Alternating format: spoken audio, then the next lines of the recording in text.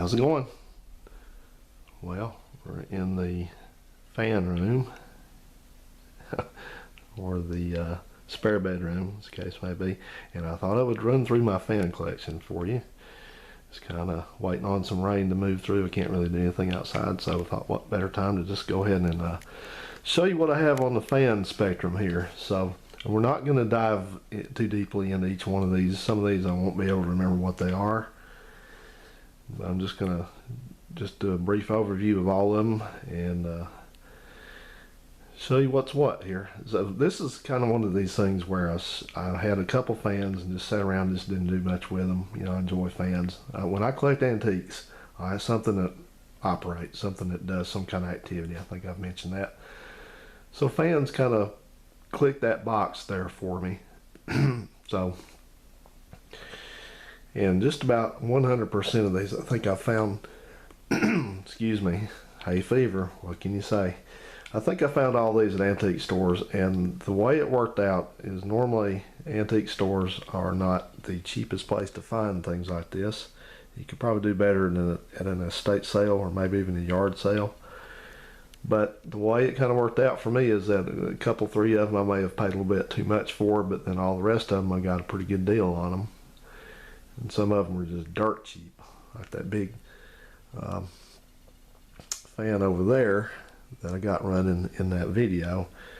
I think that fan was $15, and then one of them was like $70. The one that's probably my other project fan, that Emerson, the real nice one, needs a cord on it, was probably $60 or $70, which is way up there. That's probably more than I would pay for a fan normally.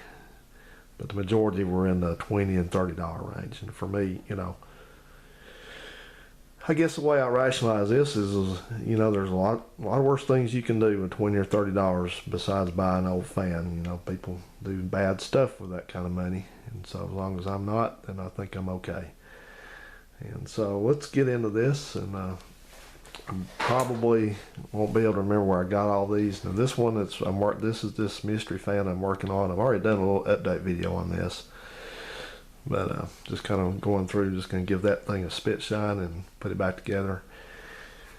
Alright, so this first fan, and I'm not going to take these off here, I may move them around a little bit, but this first fan is a Zero, probably mid-50s.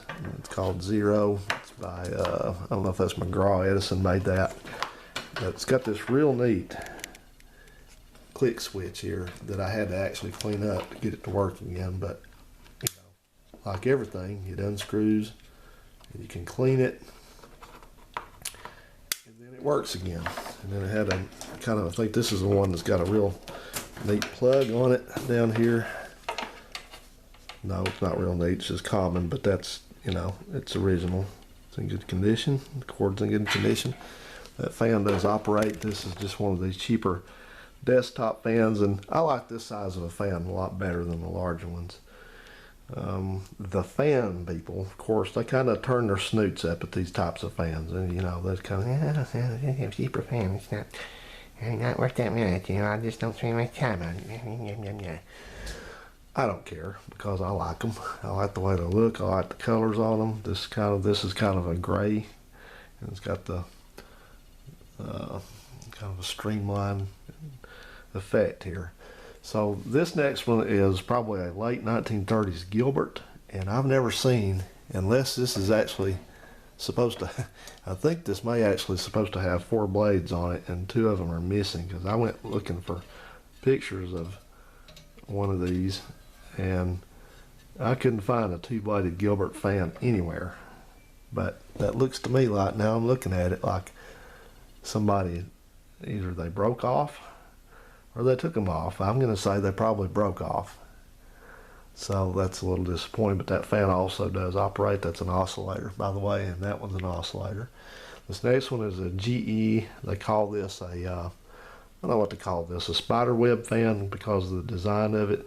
It looks older than it is. This is another late 30s fan that does operate. So a lot of these neat cords are placed on them. But it's this one is a non-oscillating fan. I think this, I said I wasn't gonna pick them up, but this one's got a You can see that in the harsh light in here. It's got this tag on the bottom of it. And this fan over here, I forget what it is. It's maybe this is the spider web fan. I think that's what I was thinking of. Maybe they both would be, they call them that. But this is not a very attractive fan if you ask me personally. But I got a good deal on it. It's got the chrome. It's got the switch still in there. It's got a big cast steel fan base on it. So but it does run good. Probably late 40s, early 50s. And this fan back here, that's a Westinghouse. I'll be sure I'm looking at, yeah, that's a Westinghouse back there. I don't remember the model of it. It's common, but that fan, that's another one back there that somebody took a couple cans of semi-gloss black paint and painted over a fan that was not that color originally. That ring on it, that's a late 50s probably, mid to late 50s. That ring is plastic on the front of the cage.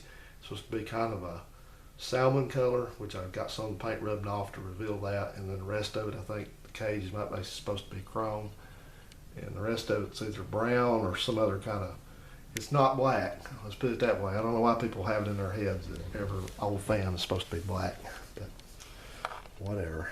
So this one is a Spartan, and I like this fan pretty well. It's a good runner. I put a cord on it. You can see kind of out there, put kind of a antique style cord on it. It does run good. It's an oscillator. It's got a big motor on it. And then this one back here, this is a Dominion oscillator from probably the late 60s. And this fan is not in the best condition. It's got a stamped steel blade. It's got rust on it. When I turn the blade, I can hear rust moving around in that where that hub is.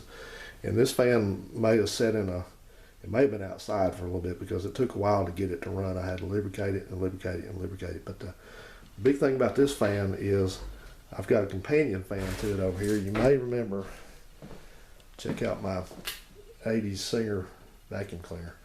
You may remember from years past, I think I made a video on this fan. This is another Dominion fan. This is a 1968. Don't know the model number. You know, the fan aficionados can tell me right away, but this fan is unrestored until a couple of years ago. I was using this in my garage until my conscience got the best of me, and I just decided I couldn't use it in that kind of environment. So brought it in, and it is awaiting restoration at some point in the future, but that's the same color, I'm sure, as this fan. So that's going to be a neat pair there. And talking about restoration of fans, I don't plan to restore a lot of these fans. I may do a couple of them, but the thing that's kind of holding me back on that is these cages have to be, they're supposed to be chrome, and chroming is not, for something like this, probably not expensive, but you know, you need, I think the more you have to do at one time, the cheaper their rate is on it.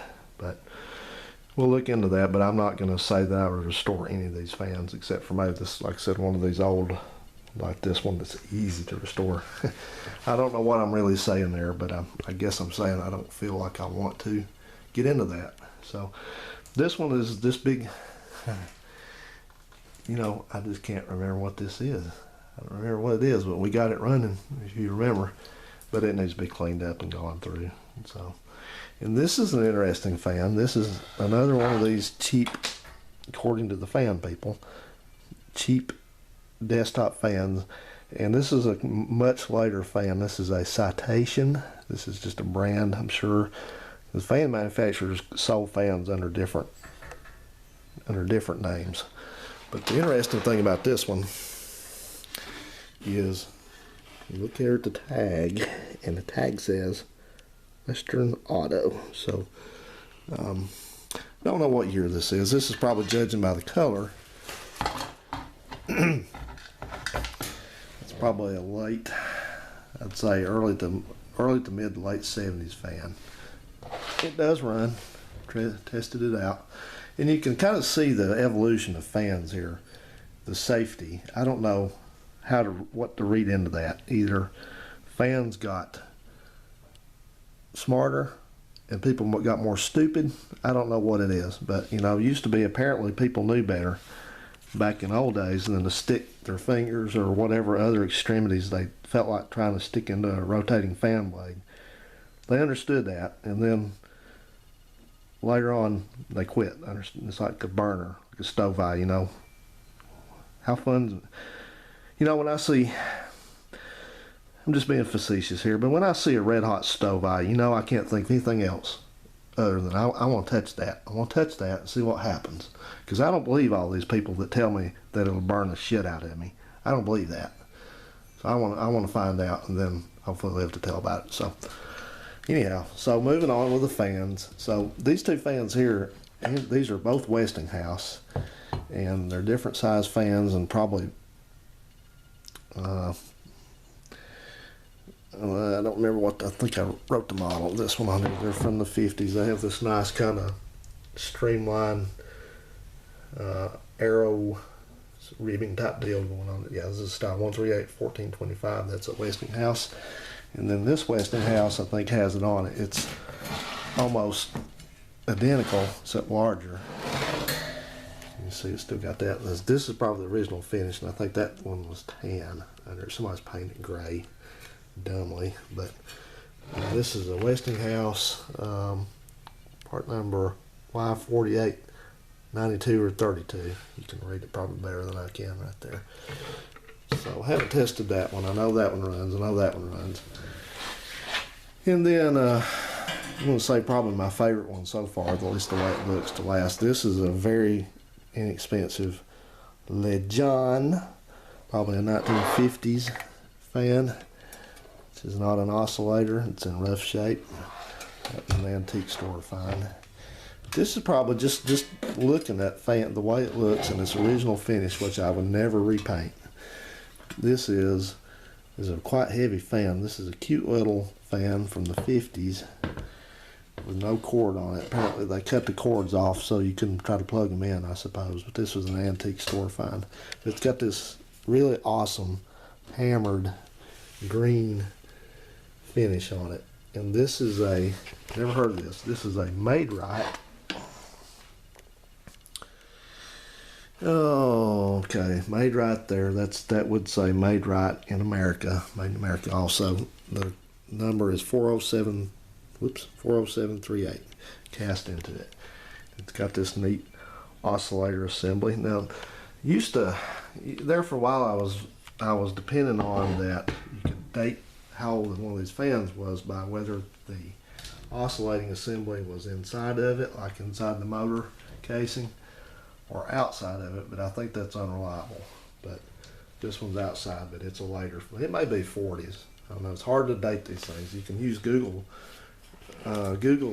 picture search to kind of find out what you're dealing with. So anyway, that's my fan collection, and that ought to keep me busy for quite a while, as you know, working on stuff like this. And a few bonuses. You see things in here you probably wish I would talk about. This, like I said, this is my spare bedroom, which nobody ever visits, so I don't have to have a bed available. But this is where I keep my car parts. I keep my old 50s oil paintings, my keyboard, my vacuum cleaners. That's the Christmas tree covered up. And over here I have my lamp that has my bubbler in it. I found at the thrift store. This is my thrift store $40 laptop computer, which I finally got to operate. It was so old you couldn't even get on the internet. And then I have sounds like it's raining out there now. This is a thing I found also from the antique store. And this is a very quality item. This is an old Dazor, I guess you would call that, fan. Just wait till you get in your mid-50s. This is a Dazor drafting lamp. I had to think about what they call this. It's not a fan. Believe me, I know it's not a fan. So anyway, this thing works great. It's got a big transformer in there. It hums, and it's got fluorescent bulbs, just like they always had, and all that. And then lastly, last of all, don't say lastly. People, I get on people for making that same mistake. They'll be talking about something, they'll write some kind of paragraph and they'll say firstly and then they'll say lastly. It's first of all and last of all. So this is it's a standard brand wall clock. This is a metal industrial type wall clock that I got a very good price on at an antique store. And just kind of service this thing and put the cord on. Normally this would be hardwired into the wall there, but we'll put a cord on this. But this is, I can tell you how old this is because it has a date code of February 1960 on it, and there's your part number. So anyway, yeah, a little moisture there, we love that, but it should run just fine. That's the thing about stuff that is vintage. I try to use vintage items as much as I can because I've found that vintage equipment more often than not always operates. This lamp, these fans, you know, that clock over there, I mean, it's all 50 plus years old, 60 years old, and it all works just perfectly like it should. And I have no doubt that that would either. And even my thermometer is old. This is a mid to late 70s. This is a rough example, but this is called a DigiGuide. And it was supposed to resemble a digital thermometer. My grandparents had one, and this one's pretty tired. This has got kind of one of these, oh, I don't remember the terminology, some kind of a film in there that it changes the warmer it gets. I think it was kind of, remember the mood rings? It's temperature based. Someone please educate me on what this is called, but that, you know, it goes downward as it gets colder in the room, it'll come down, and then it gets up 82, 84, 86, and then I remember there's an arrow up here, so when it gets, if for some reason your house is hotter than 86 degrees, then all you get's an arrow. Meaning you're about to suffocate. So, all right, guys. Well, I hope everybody kind of enjoyed this. This is not a very in-depth video. I understand that. I accept it. I hope you do as well. But there's a lot of fan aficionados around, and I think I'm done with looking for fans. I kind of ran this into the ground. I was kind of on a fan buying odyssey for a couple, 3 weeks there. So I've cleaned out everything around here that I know of. There's one more that I would like to pick up. It's a little bit more money than I think I would like to spend on another small tabletop fan, but it's a very attractive original fan. It's unusual. I've never seen another one, but we'll see. For right now, I've got plenty to do here. When I want to fool the fan, I've got plenty, so I'm good. So anyway, thank you for watching, and I don't know what we'll get into next. Kind of been doing some spring cleaning. I've sold let's see, a couple items outside. I sold a vehicle, sold a lawnmower, so kind of cleaning up and kind of reprioritizing things what I want to work on going forward. So all right, thanks again, take care. And I've filmed a few of these on the shorts to startups on them. I think I may have done the Citation, and I did one other one, possibly another one, possibly that another. I've got a Fastco out in the garage I'm working on too, so I've done those. So if there's any of these fans that are capable of running right now that you like to see me start and run and operate, just drop a note down in the comment section, and I'll see you there. Have a good one, everybody. Stay safe.